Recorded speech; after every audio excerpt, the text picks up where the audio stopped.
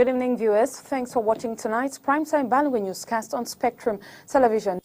Top stories are more than 48 hours of blackout in the Douala 4 municipality, Bonaberi, following the explosion of a lead transformer in charge of that sector. The Minister of Water and Energy has today visited the site for proper evaluation of what went wrong. This newscast brings to you information on how all of that will be sorted probably today or in the days ahead. Plus, the National Communication Council and its associate professionals of journalists have been on deliberations in Yaoundé to establish a platform of collaboration between the press ahead of future elections in Cameroon. And on our special sports page, World Cup series continues as only Ladonet tonight takes us down memory lane on Cameroon's glory moments at the World Cup competition. The moments that make us laugh, giggle in excitement, as well as tremble in disappointment. These and many more will be yours on tonight's newscast.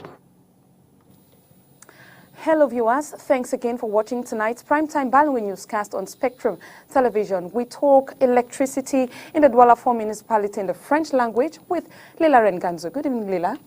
Bonsoir à vous, Joséphine Benzi. Mesdames, bonsoir, monsieur, bonsoir. Et merci d'être avec nous. Il est 20h sur les antennes de Spectrum Télévision. C'est le journal.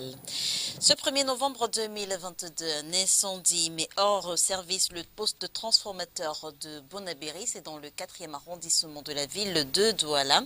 Conséquence, des quartiers de la ville sont sans électricité depuis ce jour. Le ministre de l'Eau et de l'Énergie a effectué une visite sur ce site de Bonaberi ce jour. Promesse, l'énergie électrique sera rétabli dans tous ces quartiers au plus tard, le 12 novembre 2022. Rappel, nous sommes le 3 novembre, Inès Pangan.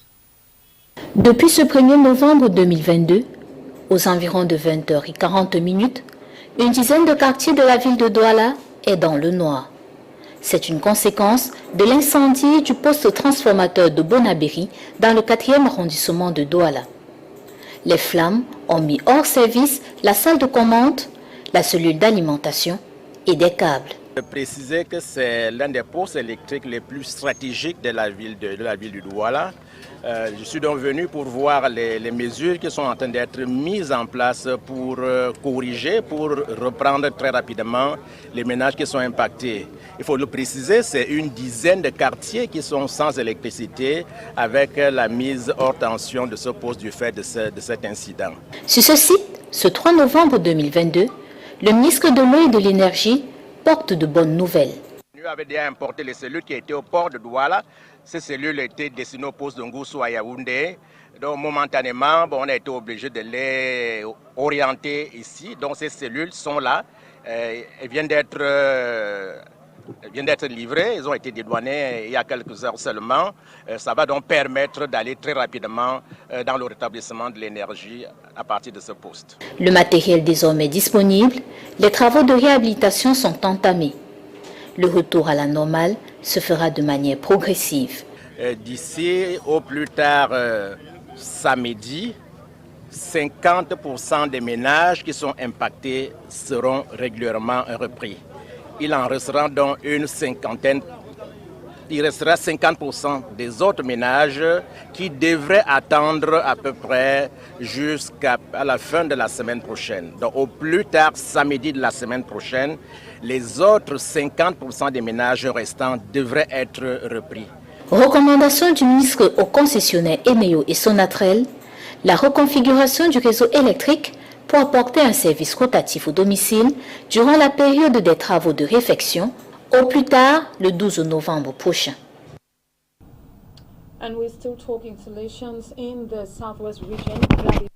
Over to Manu Division, where the Minister of Public Works, Emmanuel Ngannou Jumesi, in his capacity as head of deliberations, has taken part in the inauguration of the newly constructed 408-meter bridge of the Cross River State linking Cameroon and Nigeria. The bridge is expected to boost trade that has been paralyzed between both countries as a result of the Anglophone crisis. Also present were representatives from the Nigerian government. The mayor of the Douala 1 municipality, the CPDM section president for Vuri division, alongside some militants of the party for today, have begun a clean-up campaign ahead of the celebration of the President Paul Biya's 40 years in power. The mayor Lenge Malapa has been clearing up the population and gearing up everyone to be part of this campaign as he marks his presence. Catherine Kone with details. We match words with action, says the mayor of Douala 1 municipality, Lenge Malapa, alongside the CPDM section president for Wuri division, as they took to the street to get rid of trash and garbage around their various neighborhoods in his area of command.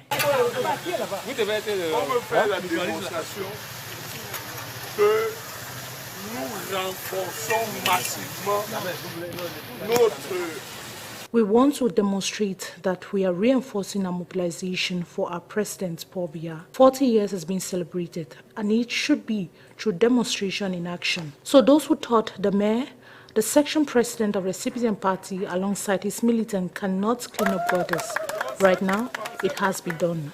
Le maire ou le président du RDPC pouvait se retrouver dans les caniveaux, en train de nettoyer les caniveaux avec ses militants et ses populations. Cette fois-ci, c'est fait. The move by the mayor is prelude to the celebration of President Paul Biya's 40th anniversary in power. Je suis descendu sur le terrain avec les responsables du parti, RDPC bien entendu, n'est-ce pas, pour lancer la semaine de célébration du 40e anniversaire de notre... I descended on the streets alongside militants of the CPDM party to launch a week of celebration of President Paul Biya's 40th anniversary, a celebration dated since November 6, 1982. We will be celebrating his 40th years on November 6, 2022, but since our party is a party of action, we will not only celebrate his achievements, but we want to bring proof that in Douala 1 municipality, we demonstrate in action. Reasons why the 15 sections mobilized to give Douala 1 a facelift through the cleaning up of their respective neighborhoods. Pour apporter à leur quartier respectif, n'est-ce pas, une démonstration de salubrité, d'hygiène et d'assainissement. Nous ne voulons pas simplement rester dans les mots et dans la théorie. He called on all CPDM militants to turn out massively on Sunday, November 6, 2022, at the Bonanjo Party House to give a memorable celebration of the President's 40th achievement in power since November 6, 1982. Et la suite de ce journal, c'est avec vous, Joséphine Binzi. On parle santé cette fois avec le ministre Madaouda Malachi. Of course, and that is on the universal health coverage, where financing and seeking advice from experts prior to introducing the universal health coverage is key. As the Minister of Health, Madaouda Malachi, says, today has been a platform to discuss the pilot phase of the universal health coverage system. The following excerpt tells us more. So I think according to the health coverage, we are still working. We are structuring now the pilot phase. So I think we have discussed about the technical care to bring to the population. We have discussed about the financing, we have discussed about the structure of the health coverage, and now we are facing some difficulties according to the strategy to put in place in the few weeks. So the health coverage is ongoing and we are working. I think it will be available on 2020. Le Conseil national de la communication et les associations professionnelles de journalistes au Cameroun étaient en concertation ce jour à Yaoundé. Une rencontre qui à long terme vise la mise sur pied d'une plateforme devant permettre d'améliorer le fonctionnement de la presse, notamment en prélude aux prochaines échéances électorales. Olivier Bouzike. Jour de fête ce dimanche 30 octobre 2022 à l'église presbytérienne camerounaise, paroisse de Galette à Newbel dans le 2e arrondissement de Douala. La communauté accueille et installe dans leurs fonctions de nouveaux missionnaires. Je te consacre, Ndian Amou Yalmat, Christelle, diacre de l'église presbytérienne camerounaise et de la paroisse Galette Newbel, à la voix du Seigneur. Il s'agit de fidèles consacrés aux charges d'anciens d'église et de diacres. Au cours du culte solennel, le responsable spirituel de la paroisse EPC de Galette à Newbel explique en détail le cahier de charge de la nouvelle diaconesse. Et la vocation du diacre se résume dans Acte 6, où il est dit qu'il doit s'occuper du partage, du service de table, la propriété du temple. Ils sont une main prolongée du pasteur auprès des malades, distribuant les saintes scènes. Donc, c'est la main prolongée de Jésus à travers les diacres. La jeunesse de l'appelée au ministère diaconal est un atout qu'elle dit mettre avec joie au service du Seigneur et de sa communauté. J'ai été appelée jeune, donc durant mon ministère, je dois mettre efficacement ma jeunesse en exergue pour notamment soulager le plus le collège du diaconat qui dans ma paroisse est assez vieillissant. J'ai dit que je plaçais mon ministère sous le signe de la justice, de la vérité et de l'amour. Donc durant mon ministère, je vais m'atteler à ce que cette devise ne me quitte pas, à ce que la justice, la vérité, l'amour soient mes maîtres mots. La cérémonie, au-delà de cette circonstance, est aussi un moment d'évangélisation et de communion fraternelle. Toutes nos excuses, nous étions là en religion. On parlait justement de la consécration d'une journaliste, Marthe Mouyol, devenue diacre. Repartons à Yaoundé pour parler de cette concertation entre le Conseil national de la communication et les associations professionnelles de journalistes. Je vous l'ai dit tout à l'heure, c'était ce jour dans la capitale politique du pays à long terme. Je vous l'ai également dit, cette concertation vise la mise sur pied d'une plateforme de collaboration entre ces deux entités en vue de la préparation, une bonne préparation des élections au Cameroun.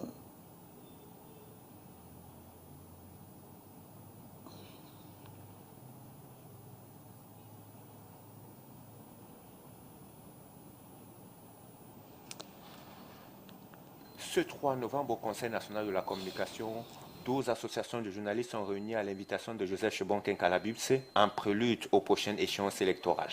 Et aussi échanger, voir comment on peut améliorer la presse au Cameroun à travers les associations.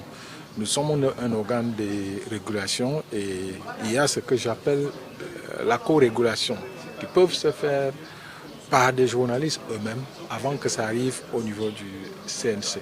Pour une meilleure participation des médias à ces rendez-vous, les journalistes doivent travailler en toute liberté, pensent les médias. Nous avons aujourd'hui, dans le cadre de la gestion des conflits, une dizaine de journalistes qui sont devant les juridictions. Au moins 8 le sont pour des cas de recoupement d'informations. Mais celui qui est mis en cause souvent et qui a parfois été saisi n'hésite pas de traîner des journalistes, que ce soit dans les juridictions pénales, que ce soit ici au CNC.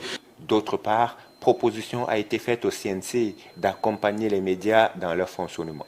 On est dans un pays où institutionnellement il y a une aide de l'État à la presse. Je pense que le CNC devrait avoir son mot à dire là-dessus, y compris, je pense même, un quitus à donner par rapport à ça.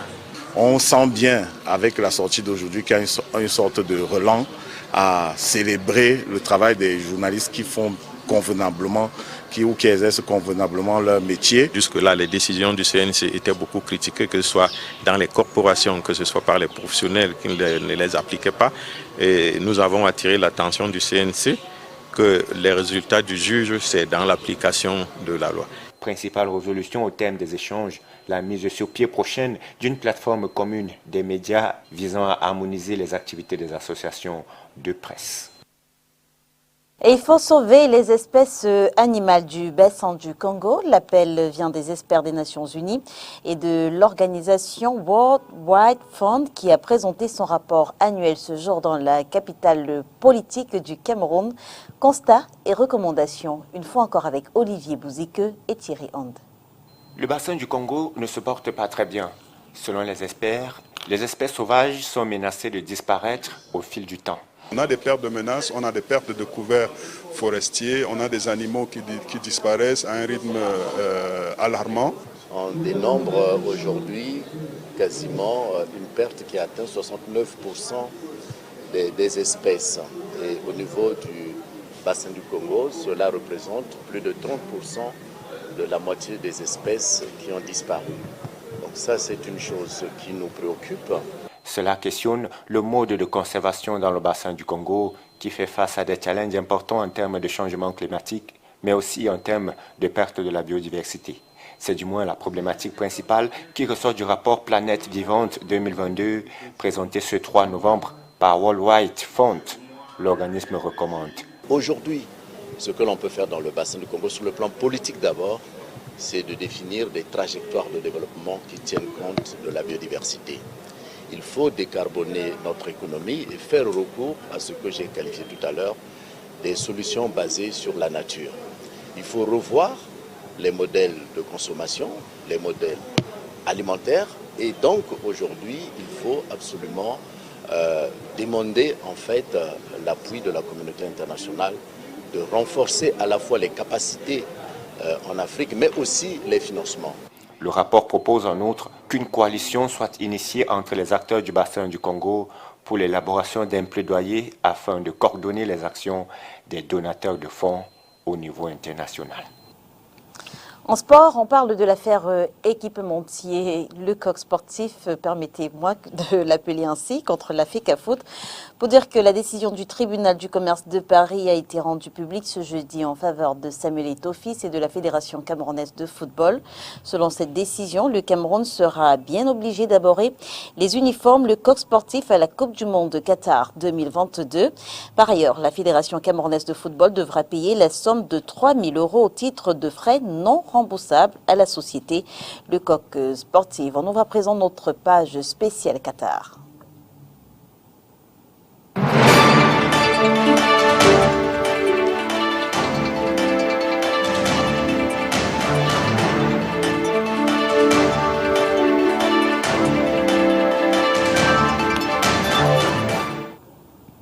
What have been Cameroon's exploits in the former World Cup stage, 6 group stage exits and 1 home qualifiers of Cameroon's journey of the FIFA World Cup as a team gears up for an 8th appearance this November? Oni Ladonet gives us a rundown of the Indomitable Lions' exploit in this soccer jamboree.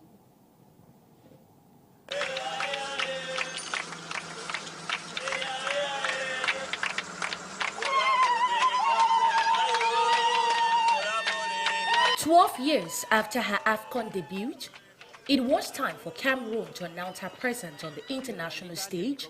No better place to do it than in Spain in 1982, with a team composed of home-based players headed by French tactician Jean Lucien. Drawn in Group D alongside Peru, Poland, and eventual winners Italy, Cameroon left the tournament unbeaten, scoring 1 goal and conceding 1. A group stage exit in their first appearance meant better preparation for a comeback, and the time finally presented itself 8 years later in Italy. Cameroon's 1990 exploit in this world showpiece is one which still sends shivers down the spine of every listener, as their quarterfinals feat could never have been predicted. Considered the least favourites in their group, which had powerhouse nations like Argentina, with their then formidable striker Diego Maradona, Cameroon braved all odds scaling past the group stage, from their 1-0 win against the Argentines to their 2-1 win over Romania in their second group game. Cameroon had already booked their round of 16 ticket, as their 4-0 loss to the Soviet Union could not alter fate.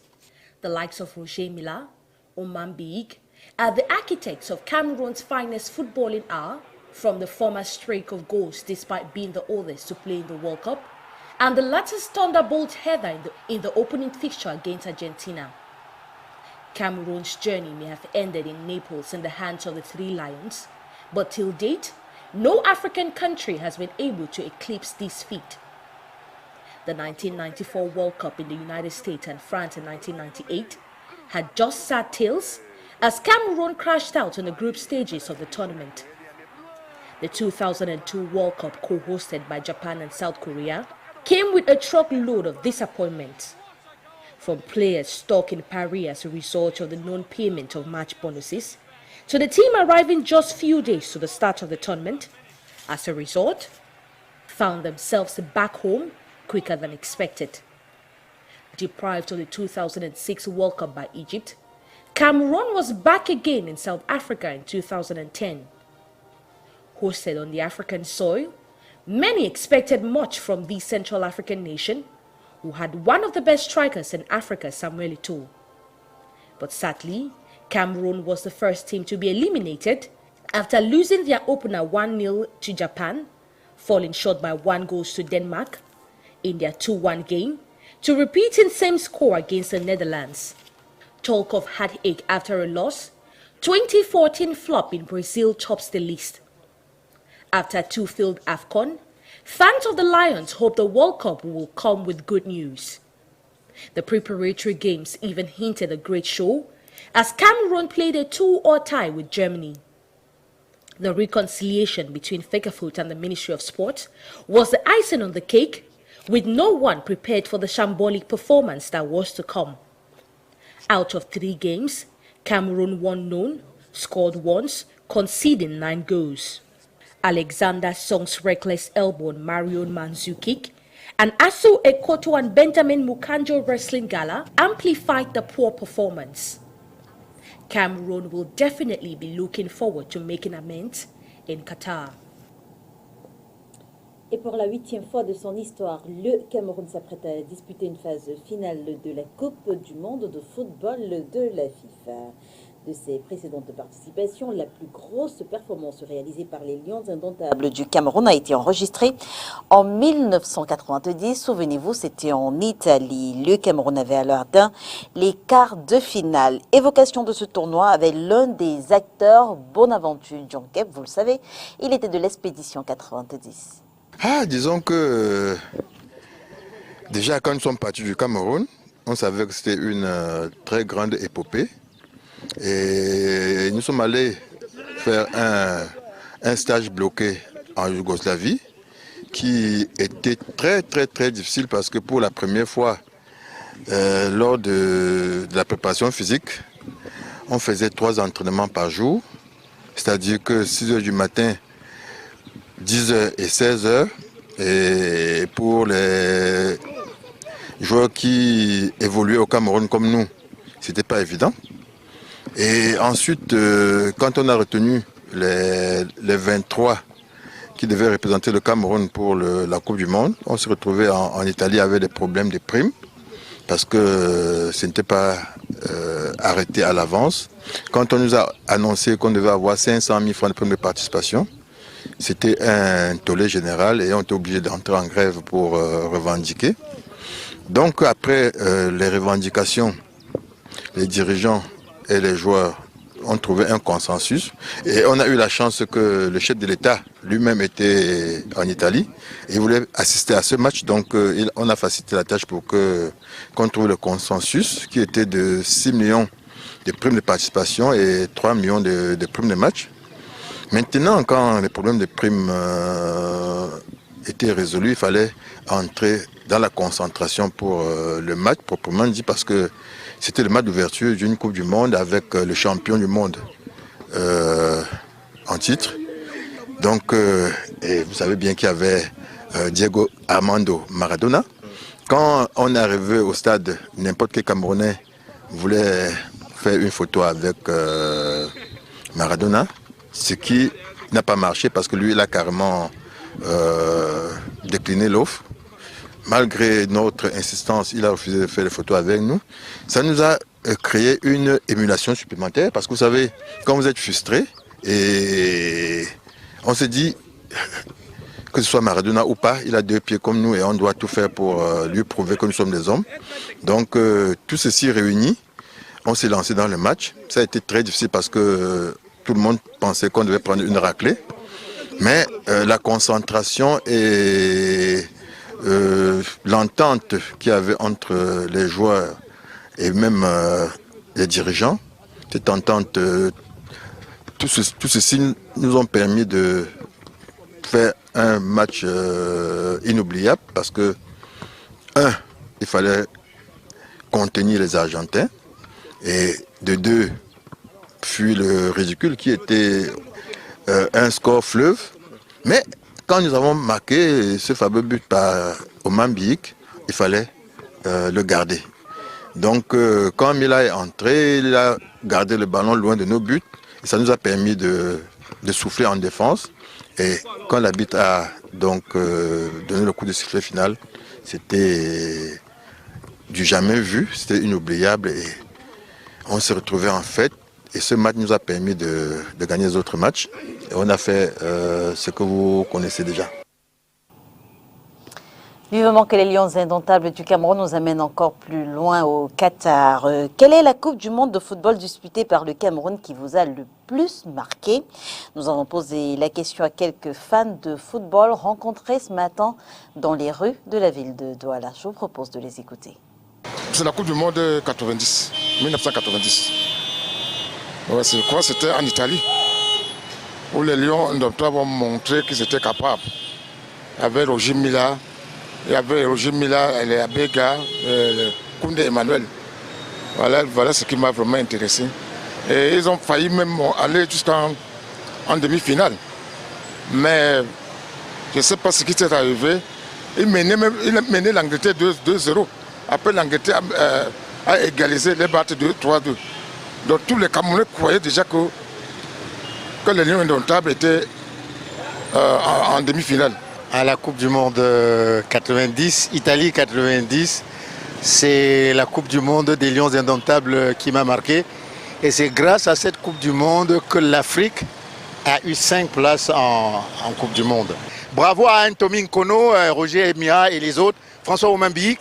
Et ce jour-là, le président était aux As parce que c'était tout le monde qui le regardait, qui le félicitait. Donc c'est la meilleure Coupe du Monde jusqu'au jour d'aujourd'hui que les Lions indomptables nous aient donné. C'est vrai que celle de 82 était presque pareille, mais on n'y croyait pas. On a fait 3 matchs nuls, on est rentré. Mais si c'était comme aujourd'hui, on serait passé aussi au 2e tour. Oh oui, la fois où les Lions indomptables m'ont marqué en allant à la Coupe du Monde, c'est en Italie. La Coupe du Monde en Italie. Cette année, vraiment, je pense que je n'oublierai jamais de ma vie. Les gars ont joué, les gars ont mouillé le maillot comme il fallait. Et puis bon, j'ai apprécié, surtout à cette époque, et tout ça, bon, c'était bien. Je crois que tout le monde est unanime. Et les Lions ont participé à la Coupe du Monde en 90. Ça a été un succès. Et cette fois-ci, au Qatar, c'est tout le monde. Hein. Tous les Camerounais souhaitent qu'ils remettent cela. Pourquoi pas passer au cap des demi-finales? Aura-t-on la chance de parler de la Coupe du Monde de Qatar 2022 avec autant d'entrain? La question reste posée. Rideau sur le 20h, mesdames et messieurs, merci de nous avoir suivis. On se retrouve dès demain 20h sur les antennes de Spectrum Télévision, si bien sûr Dieu le veut. Bonsoir. Bonsoir à vous, Joséphine. Good night to you, Leila. Good night to you. Thanks for watching. See you tomorrow, same time, 8 p.m. on STV.